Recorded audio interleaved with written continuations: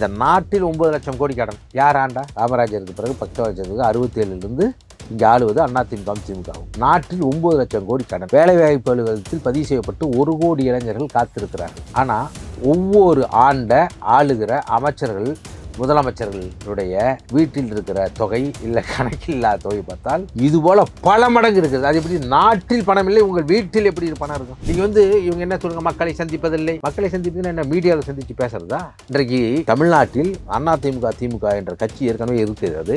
அதற்கு அதிகமாகவே இன்றும் ஆட்சி அதிகாரத்தில் பங்கெடுத்துக் கொள்ளாமலேயே தமிழக வெற்றி கழகம் தமிழ்நாட்டில் இருக்கிற 73,500 பூத்துகளிலுமே ஆட்களை போட்டு விட்டது. காளியம்மாள் அவர்கள் உள்ள வரதுக்கு ட்ரை பண்ணாங்க.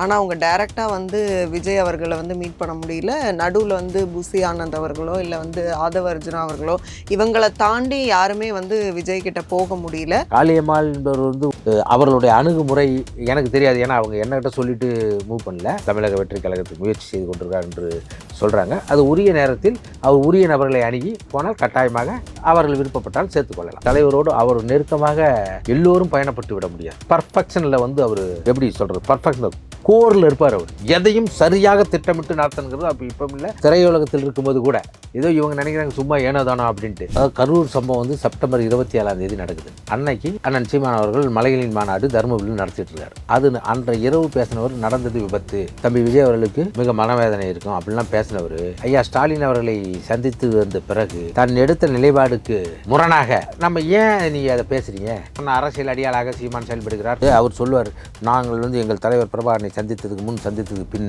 இல்லை. நான் சொல்றேன், அவர் குருமூர்த்தி சந்தித்ததுக்கு பின் குருமூர்த்தி சந்தித்ததுக்கு பின் அரசியல் நிலைப்பாடு பெரியாரை வீழ்த்துவதற்கு எங்கள் கட்சியினுடைய கொள்கை தலைவராக இருக்கிற பெரியார் ஐயா அம்பேத்கர் அவர்கள், காமராஜர் அவர்கள், அஞ்சலியம்மாள் அவர்கள், வேலுநாச்சி அவர்கள் கொள்கை வழிகாட்டி தலைவராக எங்கள் கட்சியில் இருக்கிறார்கள்.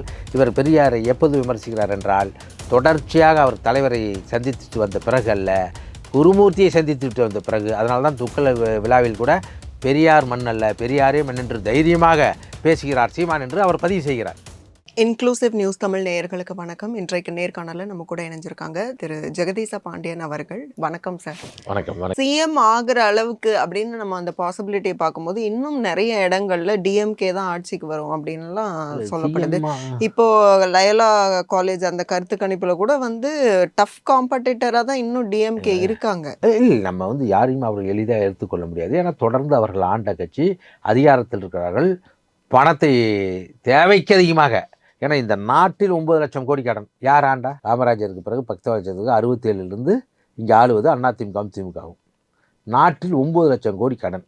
வேலைவாய்ப்பு அலுவலகத்தில் பதிவு செய்யப்பட்டு 1 கோடி இளைஞர்கள் காத்திருக்கிறார்கள். ஆனால் ஒவ்வொரு ஆளுகிற அமைச்சர்கள் முதலமைச்சர்களுடைய வீட்டில் இருக்கிற தொகை இல்லை கணக்கில் இல்லாத தொகை பார்த்தால் இது போல பல மடங்கு இருக்குது. அது எப்படி நாட்டில் பணம் இல்லை, உங்கள் வீட்டில் எப்படி பணம் இருக்கும் சொல்லுங்க? எங்க இருந்து வருது? நீங்களே அச்சடிச்சு வச்சுக்கிறீங்களா?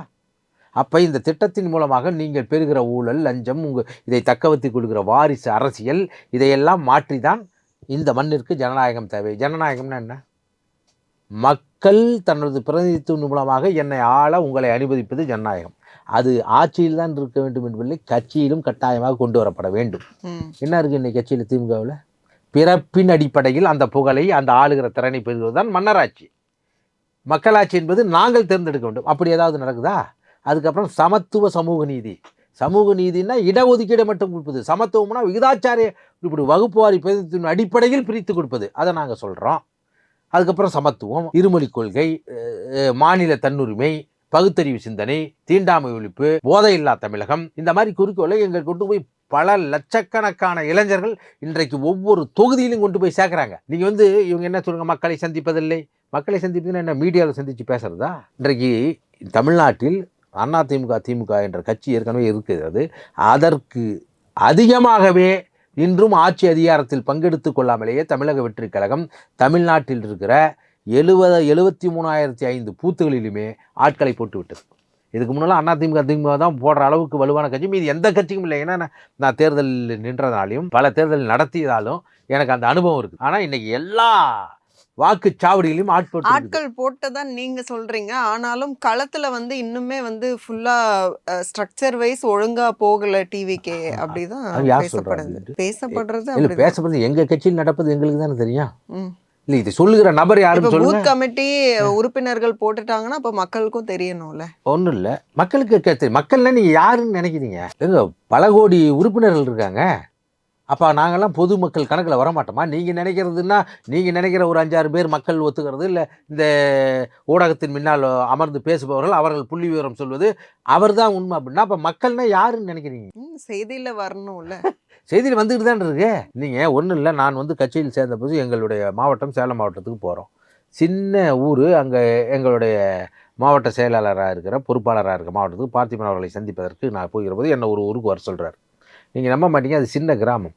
அந்த கிராமத்தில் இருக்க ஒட்டுமொத்த ஆண் பெண் பெரியவர்கள் அத்தனை பேரும் திரண்டு வந்து சமத்துவ பொங்கலை கொண்டாடி விழா எடுத்து கொண்டாடுறாங்க. கட்டாயமாக அவரெல்லாம் பல்வேறு கட்சியில் இருந்தவர்கள். நான் நினைக்கிறேன் இவங்கெல்லாம் என்னங்க, அவங்க பேரெல்லாம் சொல்லி நான் கேட்குறேன், என்னங்க இவ்வளோ பெரிய விழாங்கன்னா, தம்பி நாங்கள் அந்த கட்சியிலேருந்து இது மாதிரி ஏமாந்துட்டோம்பா. கட்டாயமாக அவர்கள் வயசுக்கு சொல்கிறார்கள், தம்பி விஜய் தான் வரணும், அவரை பார்த்தா கண்டிப்பாக எங்களுடைய அனுபவத்தில் நல்லது செய்வார்னு தோணுது. இளைஞர்கள் உங்களுக்கு சொல்லவே தேவையில்லை. ஒரு சின்ன கிராமத்தில் அத்தனை பேரும். அதுக்கப்புறம் இன்னொரு ஊருக்கு போகிறேன். எங்கள் சொந்த ஊரில் மொத்தம் ஓட்டு 16,000 ஓட்டு. அதில் உறுப்பினர்களே கிட்டத்தட்ட 1700 உறுப்பினருக்கு மேற்பட்ட இளைஞர்களாக இருக்கிறார். அவர்கள் வீட்டில் வாக்கை எங்களுக்கு வாக்களிக்க செய்யுங்கள் என்று சொல்கிற அளவுக்கு திறமைப்பட்டவர்களாக இருக்கிற போது அப்புறம் எப்படி நீங்கள் ஸ்ட்ரக்சர் இல்லாத யாருக்கு எல்லாம் ஒவ்வொரு மாவட்டம் அங்கே இருக்கிறதுக்கு பிரகாரம் 4 தொகுதி ஒரு மாவட்டம், இல்லை 2 தொகுதி மாவட்டம், அங்கங்கே அவர்களுக்கான பொறுப்புணர்வு அது தாங்கும் திறன் உள்ள அளவுக்கு கட்சியை பிரித்து கிட்டத்தட்ட இன்றைக்கு இருக்கிற சொல்லுகிற பல லட்சக்கணக்கான உறுப்பினர்கள் வச்சுருக்க கட்சியினுடைய அமைப்பு முறையை விட சிறப்பாக திட்டமிட்டு ஆட்களை அமர்த்தி வேலை நடந்து கொண்டு இருக்கிறது. ஈஸியாக யாருமே வந்து டிவிகேக்குள்ளே உள்ளே வந்து நுழைய முடியாது, நிறைய ஃபில்டர் பண்ணி தான் அனுப்புகிறாங்க அப்படின்னு பார்க்கும்போது ஒரு விஷயம் என்னென்னா, காளியம்மாள் அவர்கள் வந்து உள்ளே வரதுக்கு ட்ரை பண்ணாங்க. ஆனால் அவங்க டைரெக்டாக வந்து விஜய் அவர்களை வந்து மீட் பண்ண முடியல. நடுவில் வந்து புசி ஆனந்த் அவர்களோ இல்லை வந்து ஆதவ அர்ஜுனா அவர்களோ இவங்களை தாண்டி யாருமே வந்து விஜய் கிட்ட போக முடியல. அதனால அவங்க வந்து கட்டுப்படுத்தப்படுறாங்க அப்படிங்கிற மாதிரி ஒரு விஷயம் கேள்விப்பட்டோம். திமுகவில் சேர்றதுன்னா நேராக போய் ஸ்டாலினே சந்திச்சிருவாங்களா? கேட்குறேம்மா. அதாவது என்னென்னா, முதல்ல இப்போ நான் எப்படி போய் சேர்ந்தேன்? என்னுடைய நான் பேசுகிற இதையெல்லாம் கேட்டு ஏற்கனவே வந்து ஒரு நெய்வேலியினுடைய டிஎஸ்பியாக இருந்த சஃபிங்கிறவர் தொடர்ந்து என்னுடைய பேச்சை கேட்டு எங்கள் கட்சியினுடைய பொதுச் செயலாளர் ஆனந்தவரிடம் சொல்கிறார். அப்போ அவங்க வந்து கூர்ந்து கவனித்து விட்டு நம்மளை அழைக்கிறாங்க. நீங்கள் நினைக்கிறீங்க ஆதவ அர்ஜுனோ இல்லை ஐயா அண்ணன் புசி ஆனந்த் அவர்களோ சும்மா இவங்க நினைக்கிற மாதிரி இல்லை. ஒரு கட்சியினுடைய பொதுச் செயலாளர்னால் உங்களுக்கு தெரியும், கட்சியில் ஆட்கள் இல்லாத இதுக்கே எவ்வளோ பெரிய மன உளைச்சல். இவ்வளவு லட்சக்கணக்கான உறுப்பினர்களை கொண்ட ஒரு கட்சியினுடைய பொறுப்பாளர்கள் எவ்வளோ சிரமம் தெரியுங்களா? நான் போய் அவரை சந்தித்தா ஒரு 300-400 பேர் இருக்கிறாங்க. அவர்கள் பேரையும் ஒழுங்குபடுத்தி அவர்களை சந்தித்து அதுவும் வந்தவர்கள் அவளுடைய மனம் நோகாமல் ஒரு கட்சியினுடைய அவன் உள்ள இருக்க ஆதங்கத்தெல்லாம் சொல்ல வருவான். அத்தனை பேத்துக்கும் நேரம் கொடுக்கணும். அதை கேட்டு உள்வாங்கி அதை முறைப்படுத்தி தலைவர்கிட்ட போய் சொல்கிறது எவ்வளோ பெரிய பொறுப்பு. அவரை பார்த்தா நீங்கள் வந்து சொல்கிறீங்க அவர் வந்து ஜனநாயகம் இல்லை, அவர் யாரையும் சந்திக்கல, அனைத்தையும் சந்திப்பார். அனைவரையும் ஃபோன் எடுத்து உங்களுக்கு வந்து இப்போ நிகழ்ச்சியில் இருக்காருன்னா யாரும் எடுத்து ஃபோன் எடுத்து பேச முடியும்? திருப்பி குரல் பதிவு போடுவார். ஒருத்தர் நம்ம போகிறோம், நாங்கள் போய் சந்திக்கிறோம், நாங்கள் எங்கேருந்து வரோம், என்ன பேசி இதை கொண்டு போய் அவர்கிட்ட கொடுக்கணும், திருப்பி என்னுடைய பின்புலம் என்ன எல்லாத்தையும் விசாரித்து இரவு 12 மணி 1 மணி வரைக்கும் வந்துட்டு காலையில் 6 மணிக்கு வந்துடுறாரு அவர். அப்போ அந்த பொறுப்புணர்வு நீங்கள் முதல்லலாம் வந்து கம்யூனிஸ்ட் கட்சியில் வந்து பரிச்சார்ந்த உறுப்பினர்னு இருப்பாங்க. நீங்கள் 3 ஆண்டுகள் தொடர்ந்து உங்களை கண்காணித்துட்டு தான் மெயின் உறுப்பினராக சேர்ப்பாங்க. இப்போ அப்படியான நிலை இல்லை. நீங்கள் எந்த கட்சியில் போய் சந்தித்தாலும் முதலில் நீங்கள் அப்படி தான் போகணும் முடியும். ஒரு கட்சியினுடைய தலைவரை நேராக இப்போ நாங்கள் போய் சந்தித்தோமா இல்லையா, பெலிக்ஸ் போய் சந்திச்சாரா இல்லையா, இதுவரை அவர் கல்லூரி இதுக்கு முன்னையே எனக்கு அன்றைக்கு அண்ணன் இன்றைக்கு எனக்கு தலைவர் அன்றைக்கு இருந்த சூழ்நிலை இல்லை. இன்றைக்கி ஒரு கட்சியினுடைய தலைவராக போகுது, அதுக்கான ஒரு அமைப்பு முறை இருக்குது. ஆதவர்ஜின் இருக்காருன்னா ஆதவர்ஜி யார் என்ன அவங்க தான் வந்து ஆதவர்ஜி நான் போய் பேசுகிற உடனே பொதுச் செயலாளர் இந்த மாதிரி நீங்கள் அலுவலகத்துக்கு நேராக வாங்கன்னு சொல்லும்போது ஐயா செங்கோட்டையன் அவர்கள், ஆதவர்ஜின் அவர்கள், நிர்மல்குமார் அவர்கள், அருள்ராஜ் ஐஎஃப்எஸ் அதிகாரி அவர்கள், இன்னொருத்தர் எல்லாம் நம்மளை வந்து நேர்முகத்தை ஒரு கட்சியில் வருபவர் எதற்காக வருகிறார், ஏன் வருகிறார், வந்தால் என்ன செய்வாருங்கிற விசாரிக்கிறது ஒரு கட்சியினுடைய தன்மை தானே. அப்புறம் ஃபில்டர் பண்ணுறாங்கன்னா இல்ல விசாரிக்கிறாங்க. ஆனா உள்ள வந்து அலோ பண்ண மாட்டேங்கிறாங்க. ஏன்னா இப்ப காளியம்மாள் அவர்கள் நல்ல ஸ்பீக்கர். அவங்க உள்ள வந்துட்டாங்கன்னா மத்தவங்களே எல்லாரையும் டவுன் அதுக்கு முன்னே நாங்கள்லாம் பண்ணிருவாங்கங்கிற மாரி சேருவதற்கு முன்பு பயப்படுறாங்க. அவர் பொதுச்செயலாளர் வந்து நாம் தமிழரிலிருந்து வருபவர்கள் அண்ணன் அவர்கள் எங்கள் தலைவரோடு ரொம்ப நெருக்கமாக இருப்பதாக ஒரு பிம்பத்தை கட்டமைத்தார். அதனால் கூட எதுக்கு இன்னொரு கட்சியிலிருந்து வருபவர்கள் சேர்த்துக்கொள்ள வேண்டும் என்று கூட நினைத்திருக்கலாம். இப்பொழுது அந்த இதையெல்லாம் இல்லை. காளியம்மாள் என்பவர் வந்து ஒரு அவர்களுடைய அணுகுமுறை எனக்கு தெரியாது. ஏன்னா அவங்க என்னகிட்ட சொல்லிட்டு மூவ் பண்ணல.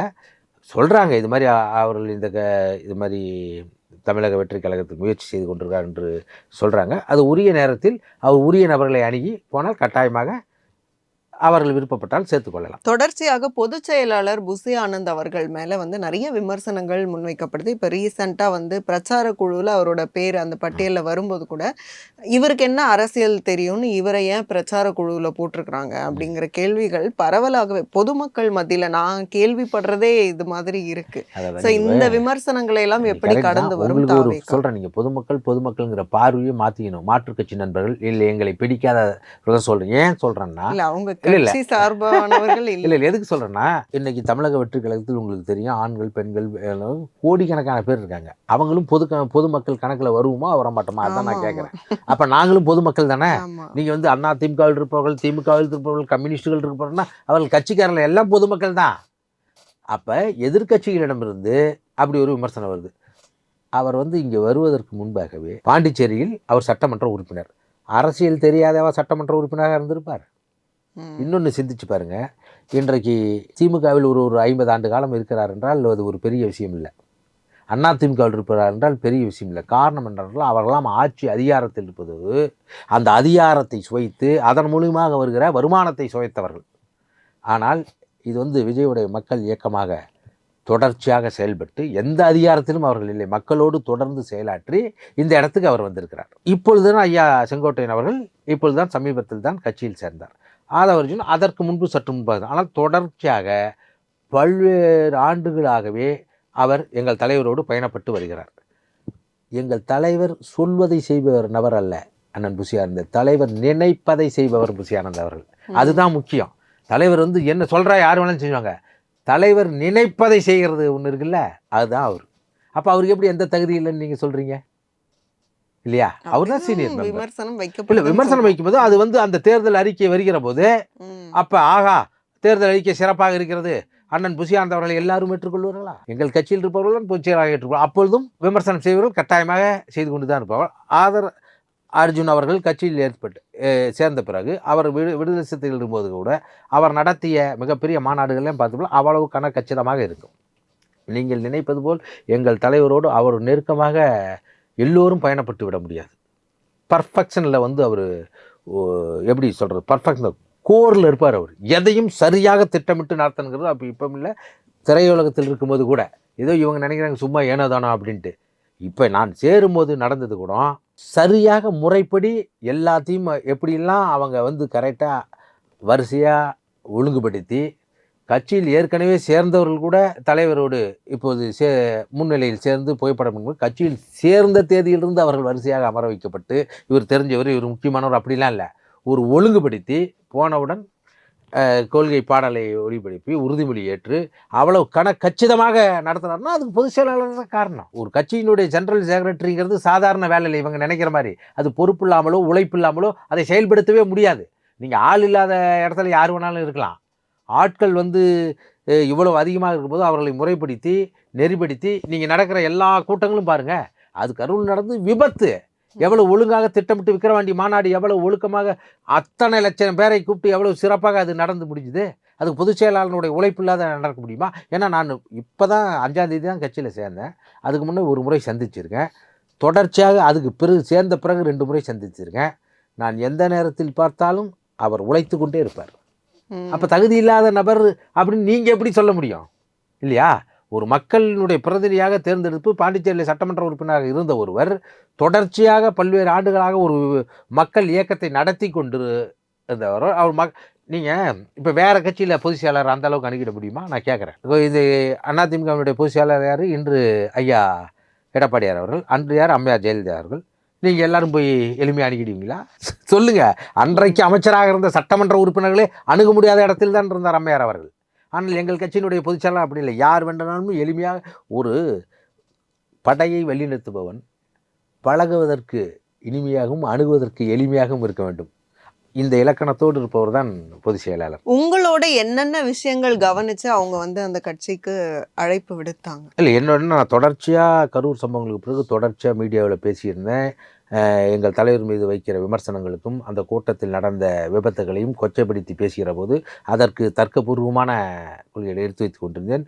கரூர் சம்பவம் வந்து செப்டம்பர் 27 நடக்குது. அன்னைக்கு அண்ணன் சீமான் அவர்கள் மலைகளின் மாநாடு தருமபுரியில் நடத்திட்டு இருக்கார். அது அன்றைய இரவு பேசினவர் நடந்தது விபத்து, தம்பி விஜய் அவர்களுக்கு மிக மனவேதனை இருக்கும் அப்படிலாம் பேசினவர் ஐயா ஸ்டாலின் அவர்களை சந்தித்து வந்த பிறகு தன் எடுத்த நிலைப்பாடுக்கு முரணாக அதை எல்லாருமே கவனிச்சோம். அப்போ நம்ம ஏன் நீங்கள் அதை பேசுகிறீங்க? அப்போ உங்களுடைய நீங்கள் வந்து நான் ரொம்ப காட்டமாக சொன்ன அரசியல் அடியாளாக சீமான் செயல்படுகிறார், கூலியாக செயல்படுகிறார். ஏன்னா இதை தர்க்கபூர்வமாக நான் எடுத்து வச்சேன். நீங்கள் பாப்பனரை சந்தித்துட்டு வந்த பிறகு, அதாவது குருமூர்த்தியை சந்தித்துட்டு வந்த பிறகு, ஆனா அவர் சொன்ன காரணத்தையும் நம்ம எடுத்துக்க முடியாதா? விஜய் முகத்துல வந்து சோகமே தெரியல, அந்த அதாவது இவ்வளோ பேர் உயிரிழந்துட்டாங்கிறதுக்கு ஒரு அனுதாபம் கூட வந்து தெரிவிக்கல, தன் மீது தவறே இல்லாத மாதிரி அவர் வந்து பேசினாருங்கிற அப்படின்னு அவர் சொன்னார். அது அவர் சொல்றாரு. அவர் வந்து அதான் அப்படி சொல்ற காரணத்தை ஏத்துக்க முடியாதா? நம்ம ஸ்டாலின் அவர்களை சந்தித்த பிறகுன்னு நம்ம சொல்லிட முடியுமா? அதுதானே இது. நீங்கள் வந்து அவர் சொல்லுவார், நாங்கள் வந்து எங்கள் தலைவர் பிரபாகரனை சந்தித்ததுக்கு முன் சந்தித்ததுக்கு பின் இல்லை.